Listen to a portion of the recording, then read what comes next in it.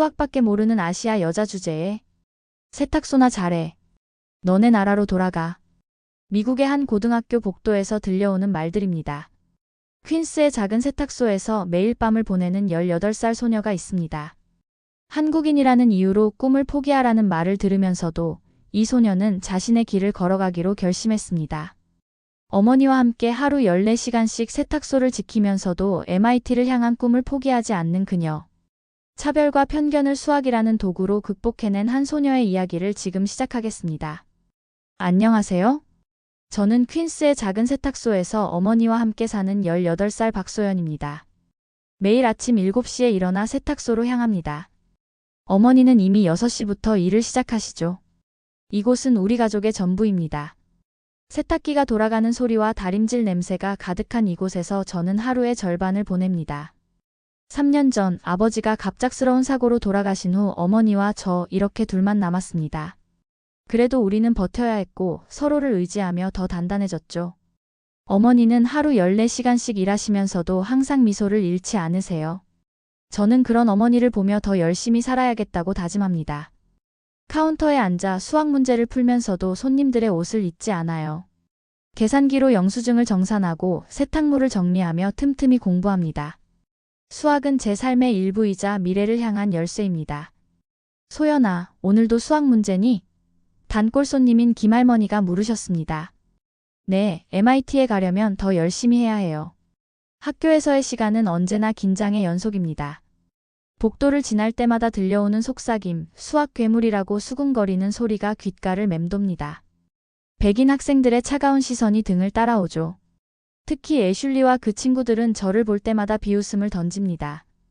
야, 박, 너네 나라로 돌아가지 그래? 애슐리의 날카로운 목소리가 교실을 가릅니다. 여긴 내 나라야. 당당하게 대답했지만 속으로는 눈물이 나려 했죠. 수학 경시대회 포스터를 보면서 가슴이 뛰었습니다. 실력으로 증명하고 싶었어요. 하지만 주변의 시선이 두려웠죠. 한국인이라서 수학을 잘하는 거라는 편견, 그 편견과 싸워야 했습니다. 수학은 네 정체성이잖아. 굳이 대회에 나가서 뭘 증명하려고? 반 친구 제시카의 말이 가슴을 찔렀습니다. 매일 밤 세탁소에서 문제를 풀며 눈물을 삼켰습니다. 어머니는 말없이 제 어깨를 두드려 주셨죠. 우리는 말하지 않아도 서로를 이해합니다. 다림질을 하시는 어머니의 등을 보며 더 강해져야 한다고 다짐했어요. 소연아, 포기하지 마. 어머니의 말씀에 고개를 끄덕였습니다. 세탁소의 불빛 아래서 매일 밤 공부하는 모습이 외롭고 쓸쓸해 보일 수 있습니다. 이 시간들은 제 꿈을 만들어가는 소중한 순간입니다. 저는 한국인이라는 이유로, 가난하다는 이유로 꿈을 포기하지 않을 거예요. 계산대 위에 MIT 브로슈어를 바라보며 마음을 다잡습니다. 저는 반드시 모두에게 증명할 것입니다. 우리도 할 수 있다는 것을, 수학이 단순한 고정관념이 아닌 제 진정한 열정이라는 것을요. 세탁소 유리창 너머로 쏟아지는 햇살이 제 얼굴을 비춥니다.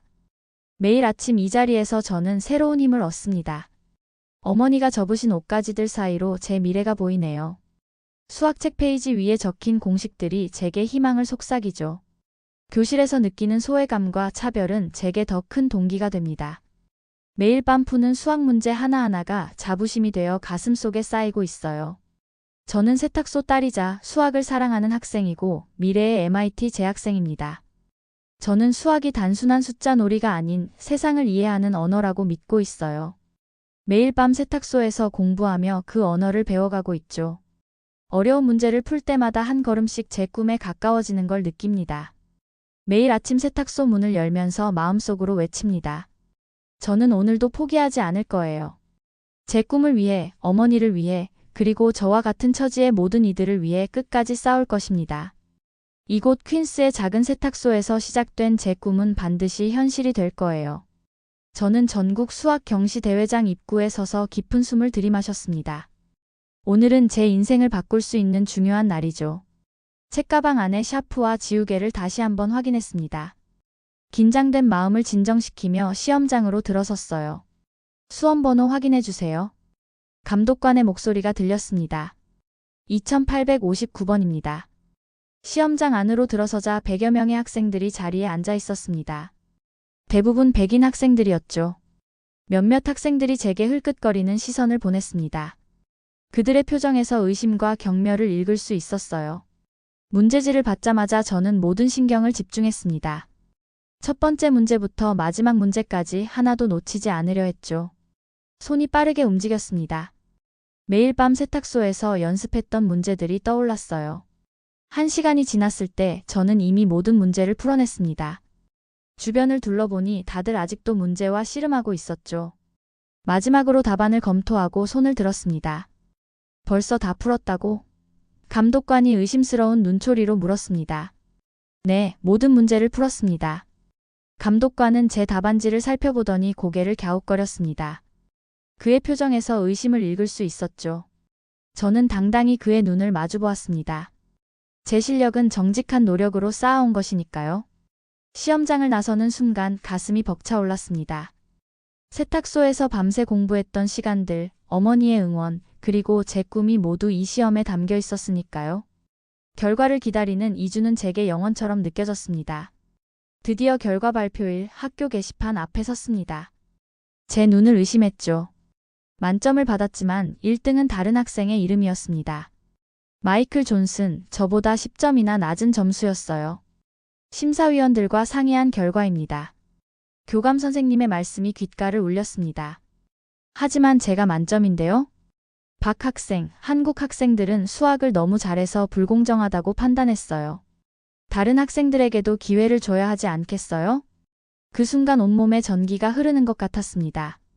분노, 슬픔, 절망이 한꺼번에 밀려왔죠. 하지만 저는 울지 않았습니다. 대신 주먹을 꽉 쥐었어요. 이것이 바로 제가 싸워야 할 현실이라는 걸 깨달았으니까요. 세탁소로 돌아와 어머니께 모든 걸 말씀드렸습니다. 어머니는 오랫동안 말씀이 없으셨죠. 그리고는 제 손을 꼭 잡아주셨습니다. 소연아, 네가 1등이야. 누가 뭐라고 해도. 그날 밤 저는 더욱 강하게 수학 공부에 매진했습니다. 차별과 편견이 제 앞을 가로막더라도 결코 물러서지 않을 거예요. 제 실력은 점수나 상으로 증명되는 게 아니니까요. 언젠가는 모두가 인정할 수밖에 없을 만큼 더 크게 성장할 것입니다. 매일 밤 푸는 수학 문제 속에서 저는 정의와 공정함을 찾습니다. 수학에는 거짓이 없으니까요. 2 더하기 2는 누가 풀어도 4가 됩니다. 피부색도 국적도 중요하지 않죠. 오직 논리와 진실만이 존재할 뿐입니다. 이제 저는 더 큰 꿈을 꿉니다. 단순히 상을 받는 것이 아닌 이 불공정한 시스템을 바꾸는 것까지. 제가 겪은 이 부당함이 마지막이 되도록 앞으로도 계속해서 도전할 것입니다. 저는 매일 밤처럼 세탁소에서 MIT 논문을 읽고 있었습니다. 형광등 불빛 아래서 수학 공식들과 씨름하던 그때 문 밖에서 들려오는 발자국 소리가 제 시선을 끌었죠. 평소와는 다른 발걸음이었습니다. 중후한 느낌의 노신사가 들어오셨어요. 드라이클리닝 맡기려고 하는데요. $32 67센트입니다. $50를 건네봤자 즉시 암산으로 거스름돈을 계산했습니다. 그때 노신사의 시선이 제 책상 위 MIT 논문으로 향했죠. 미적분학 논문이네. 이해가 되나? 네, 열심히 공부하고 있어요. MIT에 가고 싶거든요. 내가 MIT 수학과 교수 윌리엄 로버츠인데 한 문제 풀어볼래? 네, 좋습니다. 복잡한 미적분 문제였지만 차분히 풀이 과정을 설명했습니다. 로버츠 교수님의 표정이 점점 밝아지셨어요. 그렇게 시작된 만남은 매주 수요일마다 이어졌습니다. 교수님은 세탁물을 맡기시는 척하며 저와 수학 토론을 하셨죠. 세탁기의 규칙적인 소리를 배경으로 우리는 수학의 세계로 빠져들었습니다. 교수님은 MIT의 연구실과 캠퍼스 이야기를 들려주셨어요. 열정 넘치는 학생들과 끊임없는 연구로 가득한 그곳의 모습이 제 마음속에 선명하게 그려졌습니다. 어머니는 우리의 대화를 멀리서 지켜보시며 조용히 미소 지으셨습니다. 평범한 세탁소에서 MIT 교수님과 수학을 토론하는 딸의 모습이 자랑스러우셨나 봅니다. 때로는 교수님이 가져오신 도시락을 나눠 먹으며 더 깊은 이야기를 나누기도 했죠. 매주 수요일은 제게 특별한 날이 되었습니다. 교수님은 제가 풀지 못한 문제들을 차근차근 설명해 주셨고 더 높은 수준의 과제도 내주셨습니다. 실수를 할 때면 날카롭게 지적하셨지만 그 속에는 항상 따뜻한 격려가 담겨 있었죠. 한 달이 지나고 2달이 지나면서 저는 점점 성장했습니다. 단순한 문제 풀이를 넘어 수학의 본질과 아름다움을 이해하게 되었죠. 교수님은 제 답안을 검토하시며 때로는 고개를 끄덕이시고 때로는 새로운 관점을 제시해 주셨습니다. 어느 날은 늦은 밤까지 난해한 문제와 씨름하다가 잠이 들기도 했습니다. 다음 날 아침 책상 위에는 교수님이 남기신 힌트가 적힌 쪽지가 놓여 있었죠. 그런 세심한 배려가 저를 더욱 성장하게 만들었습니다. 교수님은 제 재능을 인정하시고 MIT 특별 전형을 제안하셨습니다. 추천서도 써주시겠다고 하셨죠. 이제 제 꿈은 더 이상 막연한 희망이 아닌 구체적인 목표가 되었습니다. 로버츠 교수님과의 만남은 제 인생의 전환점이었습니다. 작은 세탁소에서 시작된 이 특별한 인연이 제 미래를 바꾸어 놓았죠. 교수님은 단순히 수학을 가르쳐 주시는 것을 넘어 제게 꿈을 향한 용기와 자신감을 주셨습니다. 이제 MIT는 제게 더 이상 닿을 수 없는 별이 아닙니다. 매일 밤 세탁소에서 울리는 수학 공식들이 제 미래를 만들어가고 있습니다. 로버츠 교수님과의 만남은 제게 그런 확신을 주었죠. 이곳 퀸스의 작은 세탁소는 이제 제게 최고의 강의실이 되었습니다. 세탁기 소리를 배경 삼아 제 꿈은 날마다 자라나고 있습니다. 로버츠 교수님이 보여주신 수학의 세계는 제가 나아가야 할 길을 밝혀주는 등대가 되었습니다. MIT 특별 전형 시험이 일주일 앞으로 다가왔습니다. 매일 밤 세탁소에서 마지막 연습 문제를 풀며 시험을 준비하고 있었죠. 그때 어머니가 창백한 얼굴로 들어오셨습니다. 소연아, 큰일 났어. 어머니의 떨리는 목소리에 고개를 들었습니다. 건물주가 보낸 내용 증명 문서였습니다. 다음 달부터 월세를 2배로 올린다는 내용이었죠. 한 달 안에 지불하지 않으면 강제 퇴거당한다고 했습니다. 순간 온몸이 얼어붙는 것 같았어요. 세탁소 매출 장부를 꺼내 분석하기 시작했습니다. 밤새도록 숫자와 씨름했죠. 월세, 관리비, 매출, 지출 내역을 하나하나 검토했습니다. 그러다 이상한 점을 발견했어요. 건물주가 제시한 임대료 인상률이 상가 임대차 보호법의 기준을 훨씬 초과한 것이었습니다. 변호사를 선임해야 할 것 같아요. 어머니가 한숨을 쉬셨습니다. 아니에요. 제가 해결할 수 있을 것 같아요. MIT 시험날이 밝았습니다. 시험장에 들어서며 마음을 다잡았어요. 문제지를 받자마자 빠르게 풀어나갔습니다. 이 시험에서 좋은 성적을 받아야 하지만 더 급한 것은 세탁소 문제였죠. 정확히 1시간 만에 모든 문제를 풀었습니다. 감독관의 놀란 표정을 뒤로하고 시험장을 나왔어요. 건물주와의 미팅 시간까지 30분. 택시를 타고 건물주의 사무실로 향했습니다. 무슨 일이지? 건물주는 고압적인 태도로 물었습니다. 제가 준비한 자료를 하나씩 꺼내며 설명했습니다. 상가 임대차 보호법의 규정, 잘못 계산된 임대료 인상률, 그리고 이전 계약서의 부당한 조항들까지. 수학적 분석을 통해 모든 것을 증명했죠. 건물주의 얼굴이 점점 굳어갔습니다. 제가 제시한 증거들은 명확했으니까요. 결국 원래 계약 조건을 유지하는 것으로 합의했습니다. 법적 분쟁으로 번질 경우 자신에게 더 불리하다는 걸 알았던 거죠. 세탁소로 돌아오는 길에 MIT 합격 메일이 왔습니다. 완벽한 점수였어요. 어머니께 달려가 기쁜 소식을 전했습니다. 엄마, 우리 세탁소도 지켰고 MIT도 합격했어요. 그날 밤 세탁소의 불빛은 평소보다 더 밝아 보였습니다. 어머니와 저는 늦게까지 앉아 이야기를 나눴죠. 우리의 작은 세탁소는 단순한 가게가 아니었습니다. 제 꿈이 시작된 곳이자 우리 가족의 삶의 터전이었어요. 수많은 밤을 이곳에서 보내며 수학을 공부했습니다. 그 지식으로 우리의 삶을 지켜냈죠. 이제는 더 큰 꿈을 향해 나아갈 차례입니다. 하지만 결코 이곳을 잊지 않을 거예요.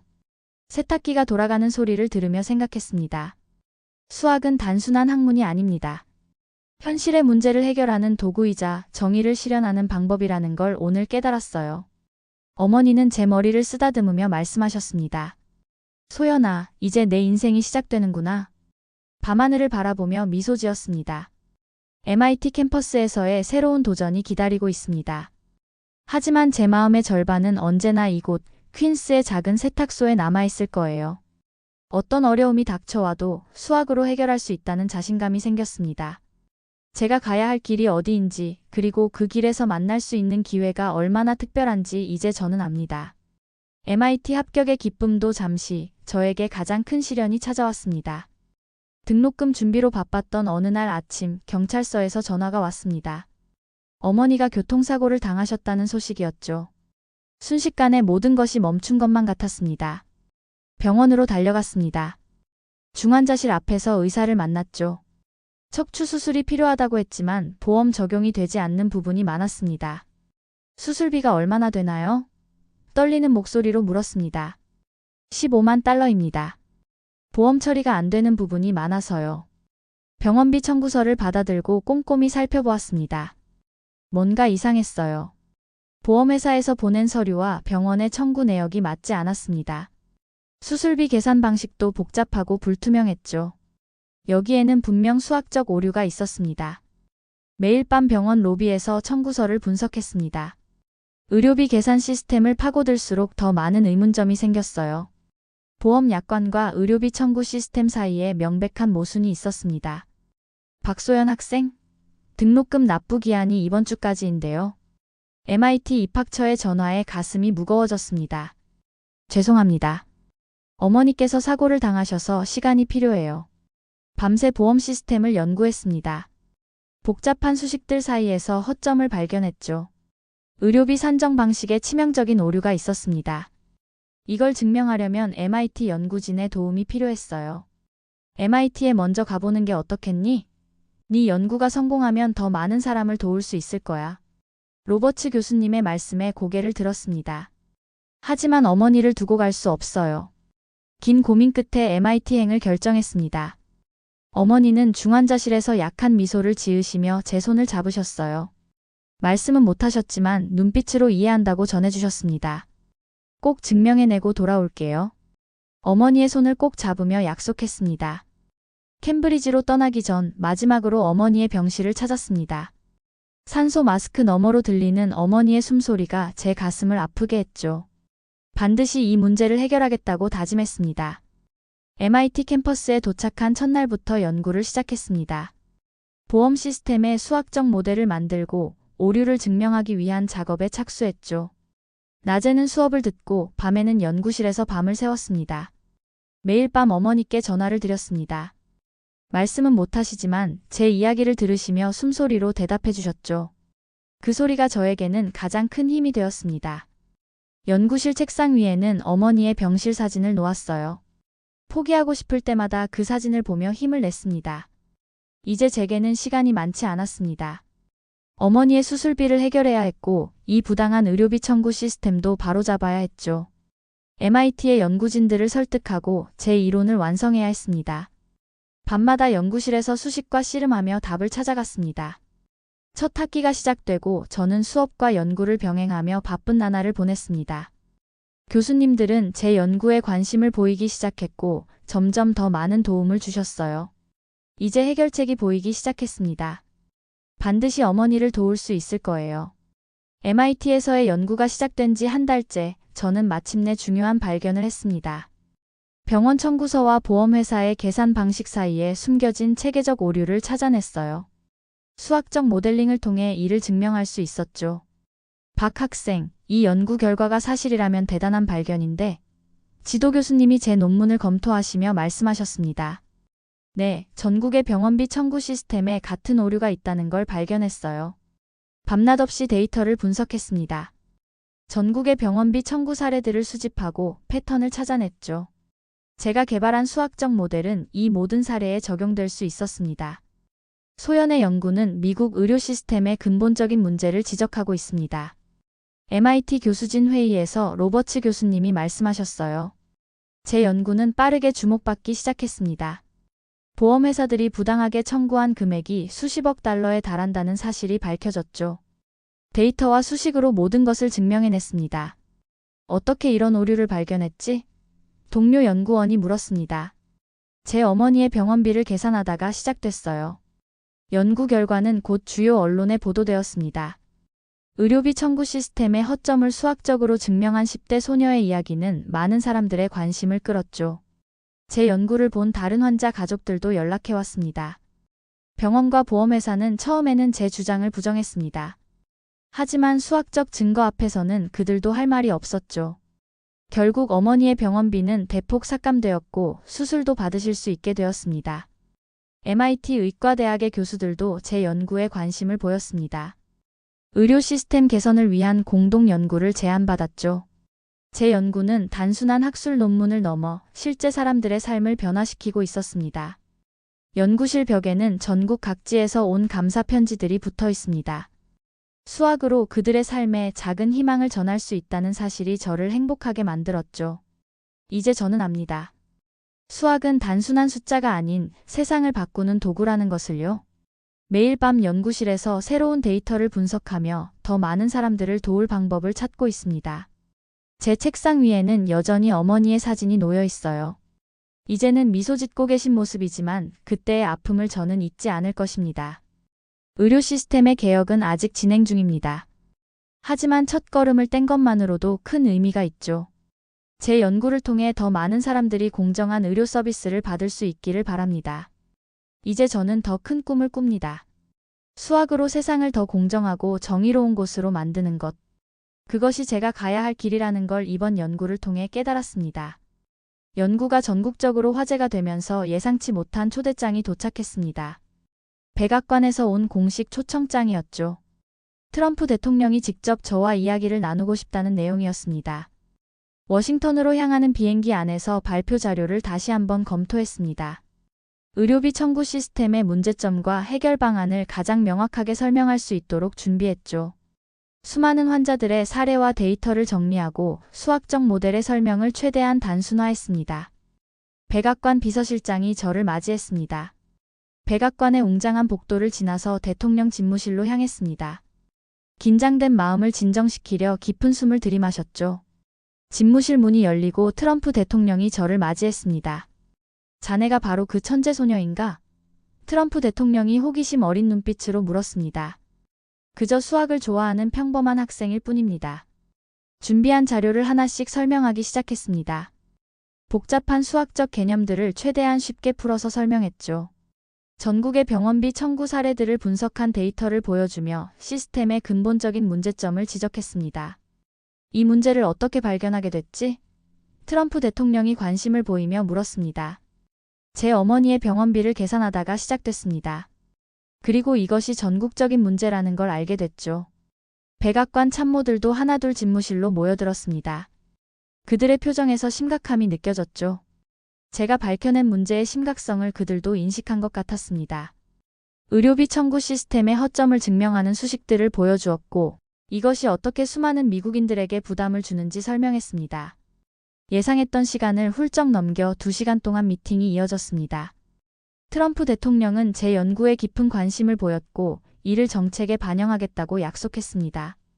미국의 의료 시스템을 개선하는데 자네의 연구가 큰 도움이 될 거야. 한국은 이런 인재를 가졌으니 대단한 나라야. 트럼프 대통령의 말씀에 가슴이 벅차올랐습니다.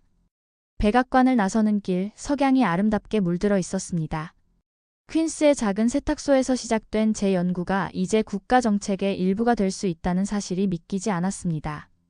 다음 날 아침 주요 언론들이 일제히 제 백악관 방문을 보도했습니다. 한인 소녀의 수학적 발견이 미국 의료 시스템을 바꾼다는 헤드라인이 눈에 띄었죠. MIT로 돌아오는 비행기 안에서 어머니께 전화를 드렸습니다. 이제는 말씀도 하실 수 있게 되셨죠. 어머니의 자랑스러워하시는 목소리에 저도 모르게 눈물이 났습니다. 연구실로 돌아와 새로운 과제를 시작했습니다. 이제는 더 큰 책임감을 느낍니다. 제 연구가 실제로 정책이 되어 많은 사람들을 도울 수 있다는 것을 알게 되었으니까요. 밤늦게까지 데이터를 분석하며 생각했습니다. 수학은 단순한 학문이 아닙니다. 세상을 변화시키는 강력한 도구라는 걸 이번 경험을 통해 다시 한번 깨달았습니다. 앞으로도 계속해서 수학으로 세상을 더 나은 곳으로 만들어 나갈 것입니다. 저는 이제 MIT의 정식 연구원이 되었습니다. 하지만 여전히 매주 토요일이면 퀸스의 세탁소를 찾습니다. 세탁기 돌아가는 소리와 다림질 냄새가 가득한 이곳에서 저는 새로운 꿈을 키워가고 있습니다. 소연 언니, 이 문제 어떻게 푸는 거예요? 동네 고등학생 민지가 물었습니다. 차근차근 설명해 줄게. 먼저 이 공식의 의미를 이해해보자. 매주 토요일 오후 세탁소는 작은 수학교실로 변합니다. 저소득층 학생들이 모여 수학을 공부하죠. MIT에서 배운 지식을 나누는 일이 저에게는 큰 기쁨입니다. 박 선생님 덕분에 수학이 재미있어졌어요. 한 학생이 말했습니다. 수학은 우리 삶을 바꾸는 도구야. 내가 그랬던 것처럼. 어머니는 이제 완전히 건강을 되찾으셨습니다. 세탁소 카운터에서 빨래를 정리하시며 저희 수업을 지켜보시죠. 그 모습을 보면 가슴이 따뜻해집니다. MIT와 협력하여 저소득층 학생을 위한 무료 수학 프로그램을 만들었습니다. 제가 겪었던 어려움을 다른 학생들은 겪지 않았으면 하는 바람이었죠. 이제 이 프로그램은 전국으로 확대되고 있습니다. 연구실에서는 의료 시스템 개선을 위한 새로운 연구를 진행하고 있습니다. 더 많은 사람들이 공정한 의료 서비스를 받을 수 있도록 수학적 모델을 발전시키고 있죠. 소연아, 너의 연구가 많은 사람들에게 희망이 되고 있어. 어머니가 말씀하셨습니다. 포기하지 않는 걸 엄마가 제게 보여주신 것처럼요. 세탁소의 작은 수학교실은 점점 커져갔습니다. 주변 학교에서도 관심을 보이기 시작했고 다른 지역에서도 이 프로그램을 배우러 옵니다. 수학이라는 언어로 저는 새로운 희망을 전하고 있습니다. 저는 이제 더 큰 꿈을 꿉니다. 단순히 연구에 성공하는 것이 아닌 그 지식을 나누고 더 많은 사람들에게 기회를 주는 것. 그것이 제가 진정으로 이루고 싶은 꿈입니다. 매주 토요일 세탁소에서 학생들을 가르치며 생각합니다. 수학은 단순한 숫자의 나열이 아닙니다. 그것은 꿈을 이루는 도구이자 세상을 바꾸는 힘이 될 수 있다는 것을요. 어머니는 여전히 매일 14시간씩 일하십니다. 하지만 이제는 그 시간이 더 이상 고통스럽지 않다고 하셨죠. 우리의 세탁소가 누군가에게 희망이 되고 있다는 사실이 행복하다고 하십니다. 연구실과 세탁소를 오가는 길, 저는 미래를 그려봅니다. 더 많은 학생들이 자신의 꿈을 이루는 모습, 더 많은 사람들이 공정한 의료 서비스를 받는 모습. 그 모든 변화의 시작이 이곳 퀸스의 작은 세탁소라는 사실이 믿기지 않습니다. 매일 밤 연구실에서 새로운 문제와 씨름하며 다짐합니다. 절대 초심을 잃지 않겠다고. 그리고 반드시 더 나은 세상을 만들어가겠다고. 그것이 세탁소 소녀에서 MIT 연구원이 된 제가 가야 할 길이라고 믿습니다. 오늘의 사연은 어떠셨나요? 이번 영상을 어떻게 생각하시는지 댓글로 의견을 남겨주세요. 오늘의 감동 나누기 사연이 의미 있다고 생각하신다면 좋아요를 눌러주세요. 1초 밖에 안 걸리지만 좋아요를 한번 눌러주시면 감동 나누기에서 더 좋은 사연을 소개해드리는데 큰 힘이 된답니다. 오늘도 행복한 하루 보내세요. 감사합니다.